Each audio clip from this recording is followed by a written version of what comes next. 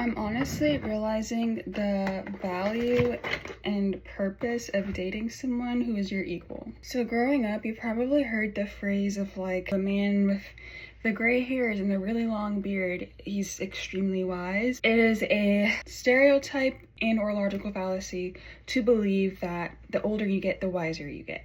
That's just a common phrase, a common belief. But is it the truth? Honestly, I don't think it is.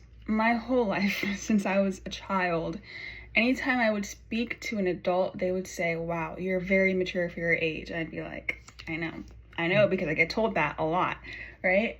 And so I do not believe that the older you get, the wiser you become, because I believe it is possible to go through life and face the same exact trial, whatever you want to call it, test, circumstance, event over and over and over again until you get it right. It's kind of like continuing to touch the stove, knowing it's hot, knowing you get burned, but doing it anyway because you haven't learned your lesson. And so throughout life, people grow and they blossom and they bloom depending on life events, things that happen to them, or simply by watching others and learning from their mistakes, which is the easier way. You can learn from me or learn the hard way.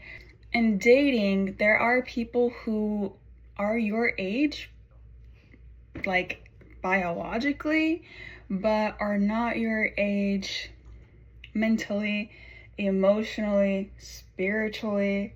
I have grown a lot in the past. Like I feel like I've grown more in the past 4 or 5 months than I have throughout like my entire life. And I say that because like I've just learned so much. It's kind of wild. I've learned to love life, the value of life, the purpose of my life specifically.